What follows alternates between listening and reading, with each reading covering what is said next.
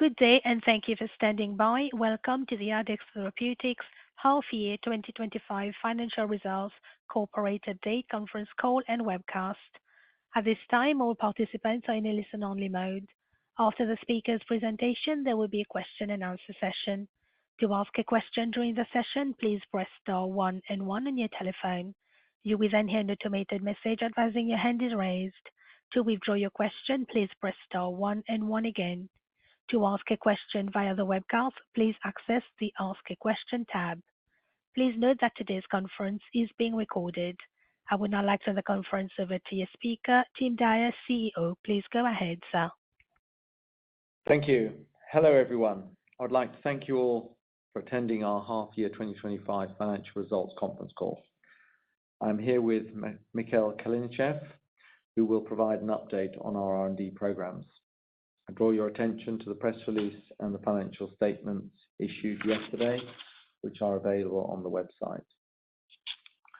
I also draw your attention to our disclaimer. We will be making certain forward-looking statements that are based on the knowledge we have today. I will start this conference call by giving a quick overview of our recent activities and achievements before reviewing our pipeline. I will then hand over to Misha, who will review in more detail our GABAB PAM preclinical program for cough. I will then review our financial results. Following that, we will open the call for questions. The first half of 2025 has seen several important achievements across our pipeline. We have made excellent progress in our GABAB PAM program, with our partner Indivior successfully completing IND-enabling studies with their selective drug candidate for substance use disorders. As a reminder, under the terms of the agreement, Addex is eligible for payments of up to $330 million on successful achievement of pre-specified regulatory, clinical, and commercial milestones, as well as tiered royalties on the level of net sales from high single-digit up to low double digits. Also, under the terms of the agreement, we have the right to select compounds for development in a predefined list of reserved indications. We have selected a compound to advance our own independent GABAB PAM program for the treatment of chronic cough. We have substantially completed preclinical profiling of our selected drug candidate and recently published robust antitussive data in multiple preclinical models of cough. Misha will speak about this exciting data later in our presentation. We also regained rights to our mGluR2 positive allosteric modulator program, including the phase 2 asset ADX71149 from our partner Johnson & Johnson. We are currently evaluating a number of therapeutic indications for the future development of this program. We have repositioned dipraglurant, our mGluR5 negative modulator, for brain injury recovery and recently entered into an option agreement giving us access to an exclusive license to intellectual property covering the use of mGluR5 inhibitors in this interesting therapeutic indication. In June, we invested in Stalicla, a private clinical stage neurodevelopmental disorder-focused company. Stalicla has developed a proprietary precision medicine patient stratification technology platform, which allows the company to select patients based on their underlying biological dysregulation rather than their behavioral phenotype. Proof of concept of the platform has been demonstrated by applying the technologies to identify and develop drugs in subpopulations of patients suffering from autism spectrum disorders. We believe that Stalicla's technology platform can be broadly applied to other disease areas where patients are defined based on behavioral phenotype or where there is significant heterogeneity within the patient population. Moving on to the financials, we completed the half year with 2.3 million Swiss francs of cash, which provides us with a cash runway through mid-2026. I'd like to highlight that the cash burn has been significantly reduced following the Neurosterix spin-out transaction. However, current cash does not fund the progression of our unpartnered programs into the clinic.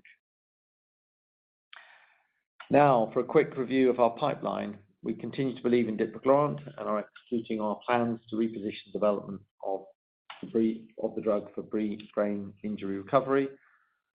As mentioned, Our partner Indivior has selected a GABAB PAM drug candidate for development in substance use disorders and successfully completed IND-enabling studies. We are advancing our independent GABAB PAM program for chronic cough and are ready to start IND-enabling studies subject to securing financing. Neurosterix has made excellent progress in advancing its pipeline, including completing IND-enabling studies for their M4 PAM program. The program is on track to dose patients this year, and we expect to be able to announce further progress in the coming months. Now I will hand over to Misha, who will give you some more details about our exciting portfolio. Thank you, Tim. Let me start with GABAB allosteric modulator program, which is partnered with Indivior. The aim of this collaboration is to deliver a better baclofen for substance use disorders. As a reminder, GABAB receptor activation has been clinically validated in a number of disease areas using baclofen, a GABAB allosteric agonist. Baclofen is FDA approved for treatment of spasticity and is widely used off-label to treat numerous diseases, including substance use disorders. However, baclofen has a short half-life and comes with significant side effects, hampering its wider use. Thus, there is a strong need for a better baclofen. We believe this can be achieved with positive allosteric modulators and their differentiated pharmacology, having the efficacy that is similar or better than that of baclofen, but longer half-life and improved side effect profile. Our partner, Indivior, has selected a GABAB PAM drug candidate for development in substance use disorders and completed IND-enabling studies in H1 2025. As part of our agreement with Indivior, Addex has exercised its right to select a compound to advance its own independent GABAB PAM program for the treatment of chronic cough. I will now present this exciting opportunity. There is a strong rationale for developing GABAB PAM for chronic cough. Chronic cough is a persistent cough that lasts for more than 8 weeks and can be caused by a variety of factors, including respiratory infections, asthma, allergies, and acid reflux, but also by cough hypersensitivity syndrome. There is a large unmet medical need in novel antitussive drugs, as current standards of care are ineffective in 30% of patients and only moderately effective in up to 60% of patients. In addition, the current treatments carry risks of serious side effects. On the next slide, we show that GABAB PAMs are likely to have a superior tolerability profile in comparison to the current standard of care and show no taste-related side effects, as seen with a newly approved P2X3 inhibitor, gefapixant. Support for using GABAB PAMs in treatment of chronic cough comes from the clinical evidence that baclofen, the GABAB agonist, is used off-label in cough patients, and from the anatomical evidence that GABAB receptors are strongly expressed in airways and in the neuronal pathway regulating cough. Therefore, we believe that GABAB PAMs could offer superior efficacy in cough patients. The pre-IND activities, including in vivo proof of concept studies, non-GLP tox, and CMC, have been completed. Our clinical candidate has shown favorable efficacy, tolerability, and developability profile. The compound has demonstrated a consistent minimum effective dose of 1 mg/kg and ED50 of 6 mg/kg in models of cough in vivo. No signs of tolerance were seen after subchronic dosing, and more than 60-fold safety margin was demonstrated based on respiratory depression, a sedation biomarker. The IND-enabling studies are planned to start this year. In the model of citric acid-induced cough in guinea pigs, acutely administered compound A delivered a robust antitussive efficacy, reducing the cough number dose-dependently and achieving 70% reductions at the maximal doses. The antitussive profile of compound A was similar to that of nalbuphine, orvepitant, baclofen, and codeine. Compound A also increased the latency to first cough dose dependently, thus delaying the onset of cough. Its profile in delaying cough onset was similar or better than that of reference drugs. In the same experiment, compound A appeared well tolerated as there were no marked changes in respiratory rate at up to 60 mg/kg. In contrast, nalbuphine, orvepitant, baclofen, and codeine resulted in robust reductions of respiratory rate at their highest doses, indicative of sedative-like effects.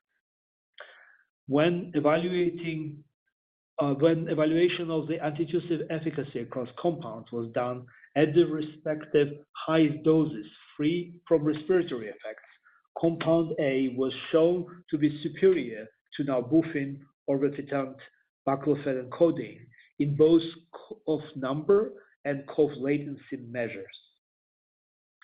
Reductions in body temperature, rodent-specific biomarker of GABAB receptor occupancy in the brain, suggests that at 60 mg/kg of Addex compound, there are less than 50% GABAB receptors occupied, in contrast to near 100% receptor occupancy at 3 mg/kg of baclofen.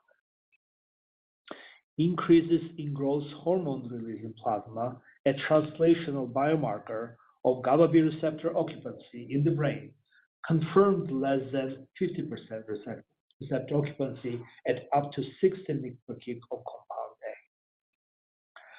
Following subchronic administration for 7 days, compound A showed signs of improved efficacy and potency, and no signs of tolerance in comparison to an acute treatment.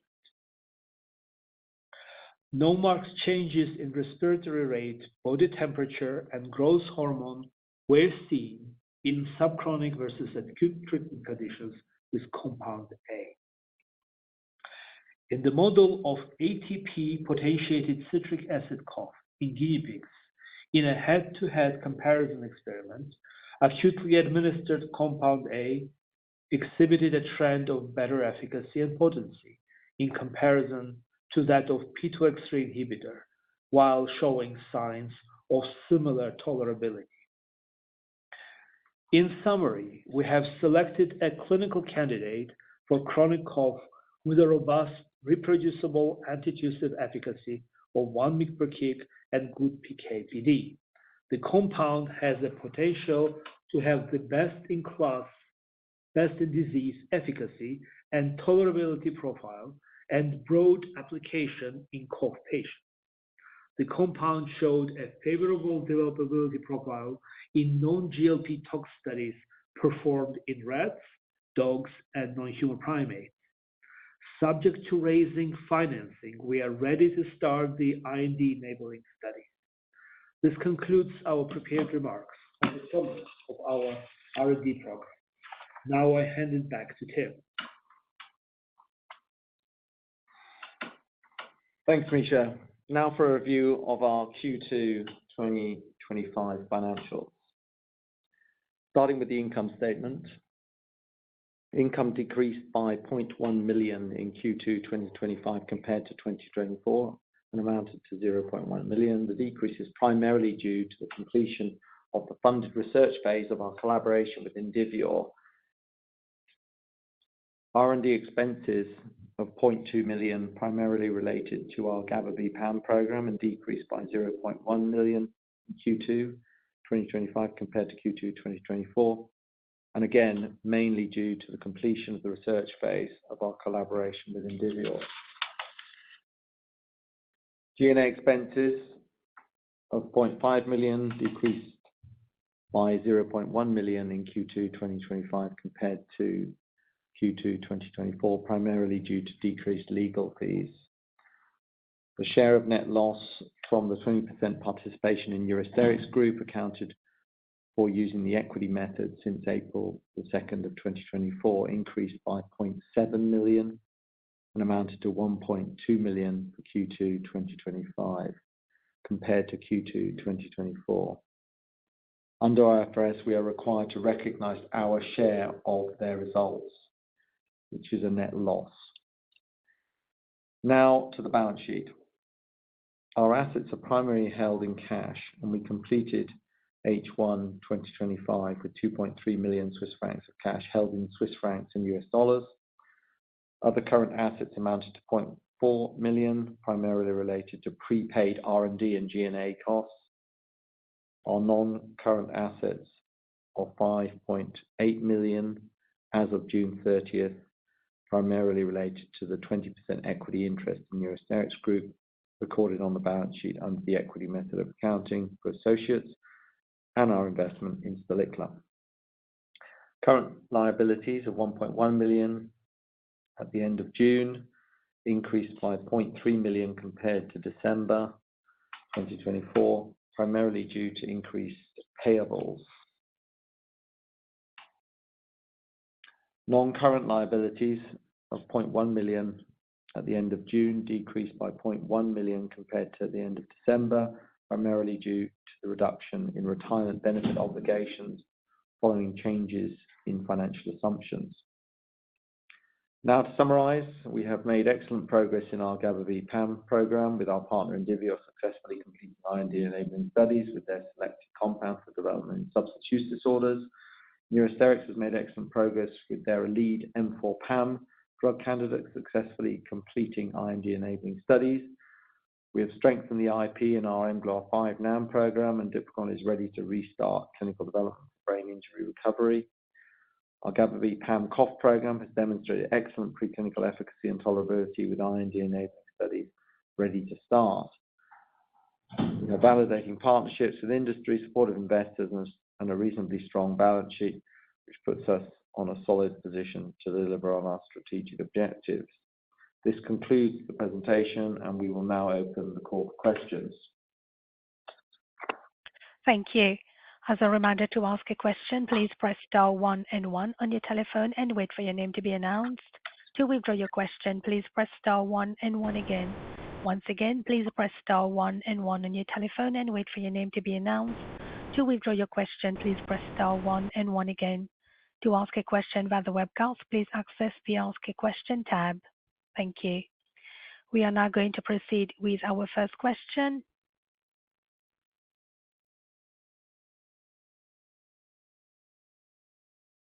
And the questions come from the line of Raghuram Selvaraju from H.C. Wainwright & Co. Please ask your question. Thank you so much for taking my questions, and congratulations on all the recent progress. I just wanted to ask if you could comment on recent developments in the neuropsychiatry space, both from a precedent M&A as well as a licensing standpoint, that might conceivably have implications for both Neurosterix and Stalicla. And also, if you could comment on Stalicla's future funding requirements, as well as the possibility of public listing for that entity. Thank you. Okay, thank you very much, Ram, for that question.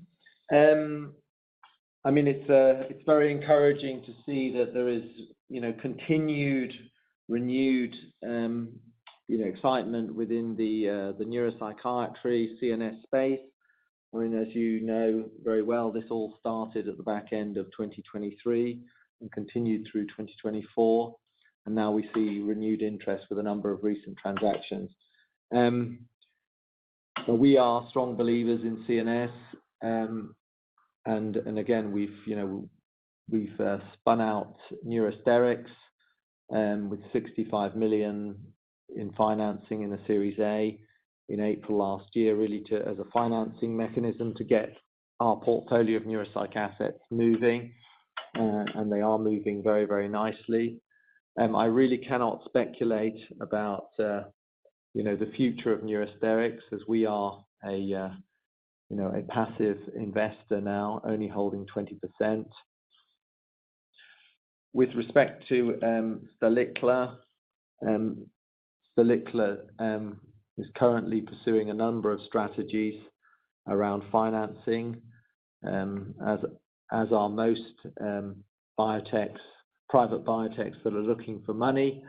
They are discussing, actively with, potential pharma partners, both at the preclinical, at the pipeline level, but also at the platform level.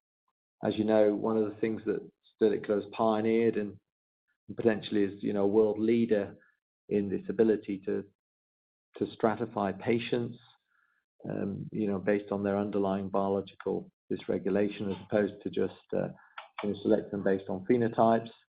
And they very much focus the platform on autism spectrum disorders. They've developed a portfolio in-house. We're very excited about what they're doing.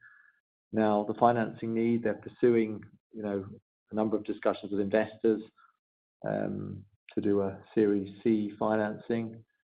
And we will continue to be very supportive of what they are doing. So I hope that answers your question. Yep, no, very helpful. Two other very quick ones, if I may. Notwithstanding the inability to speculate on the future of Neurosterix, I was just wondering if you could give us some insights into whether or not the development of long-acting injectable formulations could conceivably be a part of Neurosterix's long-term strategy in targeting the neuropsych space. And also, if you could comment on the ideal or optimal target patient population for your chronic cough program, specifically as this pertains to those patients who have chronic cough of specific etiology, to what extent you've already determined what the ideal target patient population would be for future clinical development. Thank you.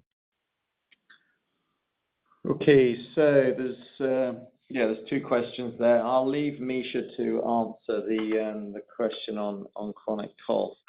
With regard to the muscarinic M4 space, we're all fully aware that Karuna has launched Cobenfy. This new class of antipsychotic is getting a lot of traction. There's a number of competitors out there, both in the fixed dose combination area, but we are very focused. Neurosterix is very focused on an absolutely selective M4 PAM. As you know, AbbVie have now moving their M4 PAM emraclidine back into clinical development. So this is very exciting news, despite them hitting a little bit of a bump in the road last year, or earlier this year, I should say. We've also seen Neumora as well, moving 2 compounds into phase 1. So I think we and others are strongly believing in the M4 PAM space. We are moving forward a compound which is a once daily small molecule. Now, we all know that in schizophrenia, compliance is an issue.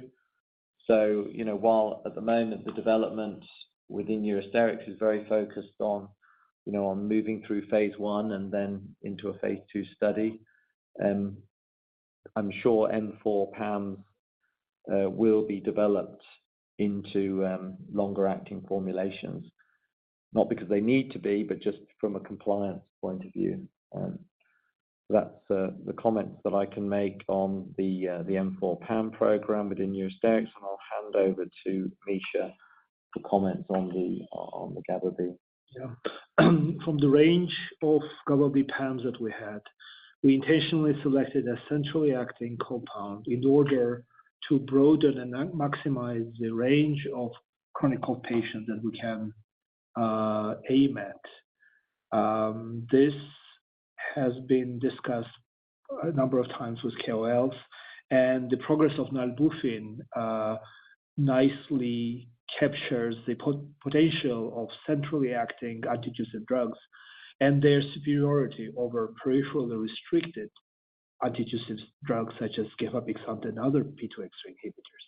We saw very robust effect of nalbuphine in IPF cough patients, and also the recent data they replicated this effect in refractory chronic cough patients. So that suggests that indeed the central approach, the central activity is essential for achieving maximal coverage of a variety of patients within chronic cough domain. Thank you very much for that clarification. Very helpful. Thank you. As a reminder, to ask a question, please press star 1 and 1 on your telephone and wait for your name to be announced. To withdraw your question, please press star 1 and 1 again. To ask a question via the webcast, please access the Ask a Question tab. Please stand by while we compile the Q&A roster. This will take a few moments. Thank you.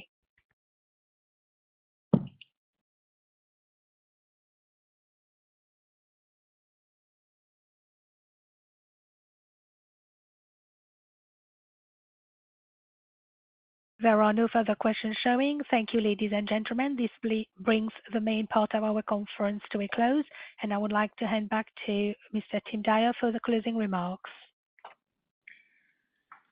Well, thank you, everyone, for attending our half-year 2025 conference call.